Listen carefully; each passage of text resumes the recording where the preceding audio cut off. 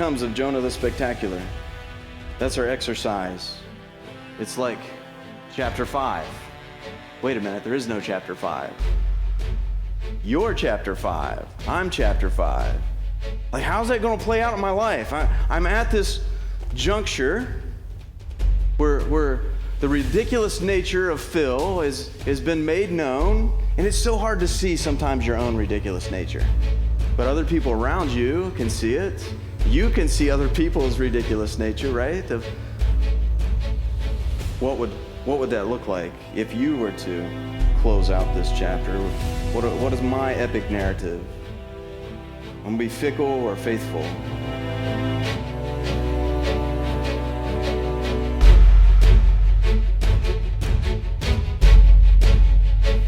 So I left us in limbo last week. Those of you that's been with us, we've been going through Jonah. And Jonah ends kind of abruptly, kind of with a question. And so we abruptly left our service last week on purpose to hold the tension. It was like to be continued, those that were with us. And I read out of Psalm 77, and it was the leaning of the psalmist that was just in that tension and wondering, God, are you really? Are you really merciful? Are you really gracious? Are you really slow to anger? Are you really, steadfast in your love? And are you relenting? And so the psalmist was asking those questions, and that's where I left us off. Psalm 77, will the Lord spurn forever, never again be favorable? Has his steadfast love forever cared, or have ever ceased? Are his promises at an end for all time? Has God forgotten to be gracious, and has his anger shut up his compassion? Selah. And so he's pondering, man, God, are you going to come through in the tension of our lives? And verse 10 picks it up here. Then I said, I will appeal to the years of the right hand of the Most High. The right hand of the Most High, that's the authority of God himself. I'm going to appeal, I'm going to set out and just trust that God and the Most High, he's got this covered in the tension of our lives. Verse 11, I'll remember the deeds of the Lord. I'll remember your wonders of old. I will ponder all your work, meditate on your mighty deeds. Your way, O God, is holy, and what God is great like our God? You're the God who works wonders. You've made known your might among the peoples with your arm. You redeem the people and the children of Jacob and Joseph. And we see him as a humble child coming to his father and like, God, you've got this covered in the tension. And sometimes in life we're just kind of left in that limbo, and it's like, why the long faith? Why is it that we're going through that? And how are we going to make our way through the tension? And are we going to try to figure it out on our own, which is sometimes our default, right? To try to figure out how we're going to work this out. But God wants us to rest in him and know that he's got it in control, even though we don't see all the particular parts. And so we hold the tension. Welcome to Jonah the Spectacular. It's just holding the tension of like, what happens to Jonah? We don't even know what happens to Jonah. He's left in this frustration, this anger, and God just meets him right where he's at. And God meets us right where we're at, in the midst of our tension, if we choose to see him. The verse that was leading up to that in Psalms is just open up my eyelids so that I can see, have perspective on what God's got going on. And so this is the last installment, and it's kind of our menu for the day. We've been teasing it as if we had an appetizer and a 4-course meal. So today would be the appetizer, or the dessert, excuse me. So we're going to have some little slices of pie this morning to kind of, your taste buds are there, right? Actually, we have some breakfast pizza later, so hold out for that. But to consider this as kind of a dessert, we've gotten full on the book of Jonah, and now Jesus leverages the whole book of Jonah. So why and how does he leverage the book of Jonah? And so the menu today is just that, or just a reset, bring you up to speed, and this idea of how Jesus leverages it.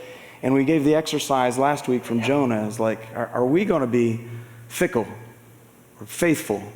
And what's that going to? Jonah opens up. The oracle or the word of God came to Jonah, the son of Amittai. Jonah means dove or innocent one, the son of faithfulness. And we talked about, is he going to live into that name? And the question ultimately in that satire, are we going to live into that name?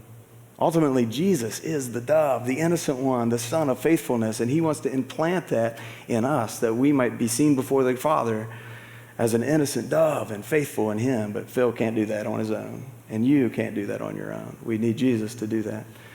So that's where we're at. Here's the reset. It's this tension point that Jesus finds himself in contention with the people of his day. And he's an amazing speaker. And he has wrapped the attention of people, and he's provided food like the fishes and loaves of bread. And they almost see him as this maybe new social norm he's going to bring in. And so they're asking him to prove yourself. Like give us something more. And he says, it's a corrupt generation that wants a sign. He said, the only sign I'm going to give you is the sign of Jonah. And so then he just adds to the tension point. It's like, no, I want an answer. I don't want another question, right? You ever get that with Jesus? And he just kind of drops another riddle on you so that we will trust him even more. So there's a tension point that Jesus adds to that when they question him. And they are trying to test or trick or trap Jesus. And that happened often with him. And so that he would confine them by another question that he would riddle to them. And in this case, though, when they really pressed him, this was his go-to. It's like, I'm not going to give you another sign. Mark doesn't even mention Jonah. He just says, I'm not going to give another sign. Matthew says it twice. It's like, this is a corrupt generation. The only sign I'm going to give you is the sign of Jonah. And the second time that Matthew talks about it, it's like, the only sign I'm going to give you is the sign of Jonah, and that Jonah was in the belly of the fish for 3 days and 3 nights. We're familiar with that. And after that 3 days and 3 nights in the earth, he's going to be raised to new life. And so Matthew only gives us that once. And Luke gives us a whole different perspective. And Luke says, as Jonah was to Nineveh, and as Solomon was to Sheba, so Jesus is to this generation. So all of you are scratching your head now. You just brought a whole new story in, Phil. What is this Solomon-Sheba thing? And how does that fit the mix? And I scratched my head and wanted the same thing. When I go, Luke, why are you throwing that at us? And so that's part of the discovery today as we go through that. But let's talk about this generation that Jesus is talking to. A corrupt generation. It's a generation that he would call, how did he put it? He put it as an adulteress or bad or evil. And they were playing the harlot. Playing the harlot. There's this term of hypocrites. I mean, we've heard that term before.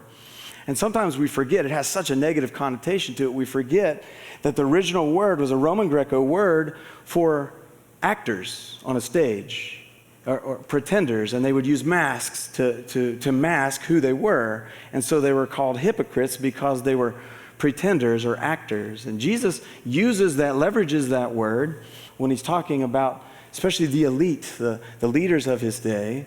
And he uses that word in a way that really gets their attention. It's like you're pretending. It's like you're play acting this.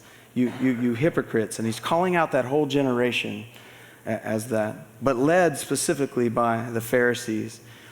So here's a bonus background. We have to do this today. This is just one little slice of pie, okay? And we'll come back to it in a little bit. You ever have like 3 slices of skinny pie so that you can enjoy all the pie? That's where I'm going with this. So this is just one skinny sliver of pie, and so we have to go here in order to understand the backdrop. 1 Kings chapter 10 is where this is at. I'm just going to paraphrase it a little bit for us. There once was an envoy from Sheba. I'm not going to rhyme the rest of it, but we got to get an idea of what Sheba is. An envoy, this whole entourage, this led by the queen of Sheba. And so if you can think of your geography of Italy as a boot, the stiletto of Italy, you know that boot. There's another giant, like moon-sized boot of Arabia. And at the very bottom of Arabia is Sheba. It would be present-day Yemen, right? You got that kind of in your backlog. It was kind of the ends of the earth to Israel, where it was up here. And so this entourage, and this was a Yemen or Sheba, was a place where the traffic would flow with all the material goods that was coming into the Red Sea and then go north. And so they brought all of this gold and all of this great wonders and different scents and things that they bring up because they'd heard about Solomon. And they heard how great Israel was. And so that's where I picked this up. The queen came to test the wisdom of Solomon. She had heard about that. and was able to affirm the king. And his fame was attached directly to capital Lord, Yahweh, his Lord. So everything that, as she perceived Solomon, it was attached to the presence of, the name of the Lord. Her findings took her breath away. It's like she came up to the temple itself, and it literally, the scripture says, it took her breath away. She was in such awe. And at Jerusalem summit, they reached an accord. A trade agreement, a mutual partnership was brokered, and Solomon the wise instantly took the queen's investment, and he multiplied it. And this sent like this economical shockwave throughout the international grid. And what I mean by that, the commerce just kind of blew up, and it brought Israel into its golden age. And so the backlog of this idea of Sheba and the country of Sheba and Israel that was brought by the queen and Solomon was this collaboration together and really seeing what neighbors look like. So that's just one sliver of pie for the day. And then one more background thing is the 3 days and 3 nights. We just got to talk about this today. Here's some of those passages. Christ died according to the scriptures. He was buried, and on the third day rose again. This was Paul's go-to. We use that oftentimes. That's the basis of our faith, that we believe the scriptures say that Christ died according to the scriptures, was buried on the third day, rose again, and a few more times where Jesus just talks about this 3 day, Christ should suffer and on the third day rise from the dead, Luke. And as he and his disciples walking by the temple and just being in awe of the temple, and he's like, man, destroy this temple and in 3 days I'll rise it up again. Ultimately, he wasn't talking about the building of the temple. He was talking about his body as the temple. And then maybe the obvious, for just as Jonah was 3 days and 3 nights in the belly of a great fish, so the Son of Man will be 3 days, 3 nights in the heart of the earth. 3 is important. I don't want to miss that. But the leverage of Jonah the spectacular and Solomon the wise are equally important and usually underappreciated. And yet they underscore the sign of the 3 days and 3 nights. That we think so often of the 3 days and 3 nights that we forget that it's underscored by Jonah himself and his attachment to Nineveh. And this new additive of Solomon and Sheba. All right, here we go. That's enough background. Let's go to Luke 11. Luke 11, I'll start at verse 29. When the crowds were increasing, he began to say, "This generation is an evil generation, and it seeks for a sign, but no sign will be given it except the sign of Jonah. For as Jonah became a sign to the people of Nineveh, so will the Son of Man be to this generation." This generation. Keeps talking about this generation. Who were the crowds? They were the people, again, that he'd been feeding, and he'd kind of been the popular guy at that time. But they had this incentive and were being pressed and stressed by the Pharisees, the elite leaders of his day, to push him for a sign. They're trying to trap him. The religious leaders were stereotypically modern-day Jonahs, right? The woe to you Pharisees, you play actors, you pretenders. And why the long face for this generation that needs a sign, that they're so desperate for that? The crowd as a whole, are they good guys or bad guys? That's a good question, because sometimes we think in those categories. I think it's a mix of both. Oftentimes you'd see the religious elite as maybe the good guys, but just as in the book of Jonah, those stereotypes get flipped, right? And so we see Jesus kind of call out that elite from time to time, stereotypically flipped, and more like the fickle nature of Jonah. So therefore, no sign except the sign of the prophet Jonah. There's only one exception. He says no sign will be given except for, so that raises the level of importance, right? If there's one exception, it's the sign of Jonah. And again, it's easy to get sidetracked by the fish. And if we have learned anything, don't get sidetracked by the whale. And it's almost like a red herring. You know what I mean by a red herring in your literature background, where there's some interesting facts in there and you get sidetracked by it. And so today, we're not going to think as much about the 3 days and 3 nights. We want to think about Jonah and why God used and leveraged Jonah. The 3 days and 3 nights is very important, but there's way more going on here. And Matthew is only one out of the 4 that actually talks about the 3 days and 3 nights. So we're going to give emphasis to the other three, and that's why we're in Luke. So here we go. Verse 31. The queen of the south will rise up at the judgment when the men of this generation and condemn them. For she came from the ends of the earth to hear the wisdom of Solomon. And behold, something greater than Solomon is here. Again, this is that sliver of pie. And maybe you were given 2 or 3 slivers and you're just like, I'm holding off on that one. I'm not sure how that one tastes. Like, this one doesn't make sense to me. It's so far out of left field that he would bring in, while talking about Jonah, this story of Solomon and Sheba, this once upon a time, the queen of Sheba. Well, I think this is some of the importance. One of the greatest and large-scale booms is this international scale of commerce and development by Solomon. And at the judgment, at the point of time when right and wrong, good and bad, Tov and Ra, remember the Garden of Eden, when they took from the tree of the knowledge of Tov and Ra, of good and evil, good and bad. So at the judgment, that word judgment in there is actually the word crisis. That's where we get our word crisis from. And at the end of time, at the very crisis point, that when it matters of good and bad, right and wrong, Tov and Ra, they're going to stand up and judge, or just in what happened to them will judge this generation that Jesus is talking to. And what are they going to say? Well, this justice system of Solomon that reached out for mutual right and good and tov between neighbors, it was an overwhelming grace and a breathtaking justice. You remember that? Took her breath away, just the justice that was going on. Well, they will rise up and call out on this crowd, this generation of Pharisees, these religious pretenders, and say, you were wrong, you were bad, you were raw. Solomon the wise knew good and bad, and one greater than Solomon is here. I know that intellectually we're kind of going there, but I want to keep moving us through verse 32. The men of Nineveh will rise up at the judgment with this generation and condemn it, for they repented of the preaching of Jonah, and behold, something greater than Jonah is here.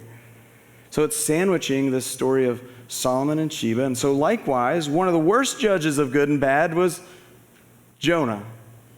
If you've been with us, I mean, he's got his good and his bad mixed up. His tov and his ra, what is right and what's wrong. Jonah's got it all mixed up. And yet, even Jonah and his generation will rise up against this generation of hypocrites, of Pharisees, of the crowd and that generation. And they will say that they're wrong, they're bad, they're raw. And one greater than Jonah is here, Jesus. So let's pause and ask the question, why and how is Jesus leveraging these stories? Well, one is to predict the death and resurrection. That one's kind of obvious. He's predicting his death and resurrection, and that's essential to our faith. 2, he says that Jonah himself is a type, is a foreshadow, is a sign, just Jonah himself. And that this generation is like that, like they're pretending. They're hypocrites, they're actors. And then maybe third thing is that Jonah, that he's leveraging Jonah due to his frustration and his anger with the righteous elite. With a self-righteousness meets righteous indignation. Think about that for a moment. The self-righteous, those who think they know good and evil, tov and ra, and they get it backwards because it's a self-righteousness, versus a righteous indignation from God. Have you ever heard of that? Righteous indignation. It's where we justify our anger, our frustration, but yet God is slow to anger. He's merciful, he's graceful, and he's relenting from evil. How do you balance these things? And one of the things I just wanted to step into today is that I was anticipating that Jesus is leveraging Jonah to kind of put it right back in their face. But I think there's another level of this, and I just want to process this together, because sometimes we map onto righteous indignation our own self-righteousness. And so we think of Jesus that way. Is he just, in his own self-righteousness, is he calling out the Pharisees, those elitists of his day? And the logic kind of goes like this. If anyone had the right to be self-righteous, follow this. If anyone has the right to be self-righteous, it would be Jesus, right? Yeah. Because he's the perfect lamb of, the son of, the image of, the firstborn of God himself. After all, Jesus got away with calling out the religious folks, hypocritical Pharisees, scribes, Sadducees, you brood of vipers, you whitewashed tombs. That came out of the mouth of Jesus, right? Watch out for the yeast that ruins the whole batch. After all, Jesus curses the fig tree. He flips the tables in the temple. Righteous indignation, right? If anyone has the right to be self-righteous, it would be Jesus. So we tend to map onto Jesus a self-righteous indignation. And he was Jesus, therefore it's justifiable.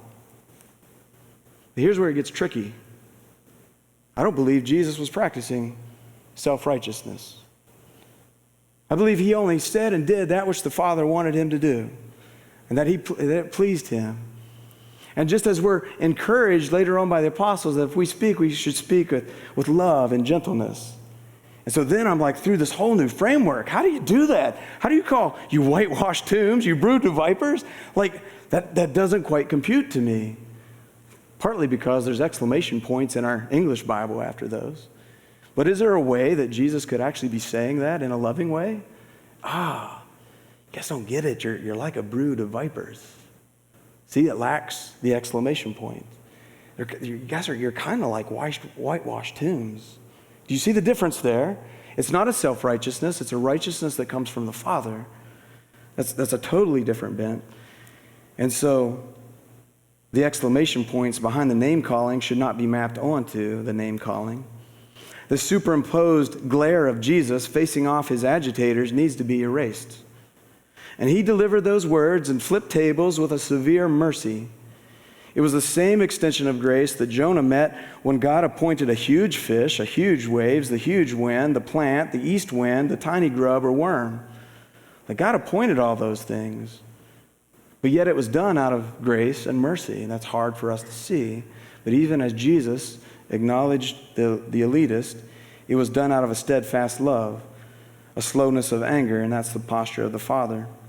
And so we need to read the Gospels in a whole new light, as if my eyelids need to really open up, and it's not a self-righteous indignation. In fact, what really helps me is that Jesus name drops some of the spiritual elite. So you've got Joseph of Arimathea, you got Nicodemus, you got Paul, that was once Saul. Like even though they're in these categories of getting the right and the wrong upside down, Jesus loved them. He loved them. And I have to hold out hope because I'm part of the religious. And I got to hope that Jesus loves me, right? And that I can get my tov and my raw backwards. And I need the wisdom of God to not depend on my own wisdom, but to depend on God and his wisdom. There's a couple other passages. John 12:42, it talked about the authorities. Acts 6:7, that there were many priests that all followed. We forget that even the religious elite, some of them actually turned to Jesus. So this would be point number 4, even though the first point was kind of that Jesus leverages the story of Jonah to talk about his resurrection. Jesus leverages Jonah as this is a type of, man, you guys are kind of like the Jonahs as he visited to his generation. And although it's frustrating and to work through, man, the whole Nineveh and Jonah situation, the fourth point is that because he loves the unlovable, the distant, the enemy, even when shown a severe mercy or a riddle, it's really up to each crowd, each generation, to see with their own eyes the light of his mercy and grace, the slowness of anger, the steadfast love. And in this same passage, there's this little hiccup of 3 or 4 verses, and then he goes right back into, woe to you Pharisees and lawyers. And this hiccup is kind of odd, but it makes more sense to me, and it's verse 33. I'm just going to read it here. Luke 11:33. No one after lighting a lamp puts it in a cellar under a basket, but on a stand, so that those who enter may see the light. Your eye is the lamp of your body, and when your eye is healthy, your whole body is full of light. But when it is bad, your body is full of darkness. It's the good and the bad played all over again, and it's the ability to see, it's the ability to hear and really discern what light is, what good is, versus bad and darkness. Do you see it? And if it wasn't explicit enough, it's in the next verse. Therefore, be careful lest the light in you be darkness. Therefore, be careful lest the light in you actually be darkness. If then your whole body is full of light, having no part dark, it will be wholly bright, as when a lamp with its rays gives light. Lest the light in you be darkness. That sounds a lot like Jonah. That sounds a lot like the Pharisaical elite. That sounds a lot like a few of the hidden motives of my heart that God is gently nudging me. Phil, do you do well to be angry? About something that I may have intended for your good? Circumstances? Relationships? People that aren't like you? Did you ever think that I put them in your life as an adjutant to help you see the satire in you, that there's possibly some darkness in you that you think is light? Think about that. Think about our circumstances, people, things in our life that we would rather write off, that are hard things in our life. Did you ever think that maybe God intentionally put those in your life? So that it would bring to the surface those motives that are hidden deep inside of us, that we haven't given up on God, that God hasn't huckbucked, that he hasn't turned over yet in our life. So maybe God is allowing some of those circumstances or people and difficulties in our life because he wants to surface to the top some of those motives that are hidden. Sometimes we think we're in the light, but there's still some darkness residing in us. So these are penultimate examples. A great extent that the Father's steadfast love is to Jonah and Nineveh.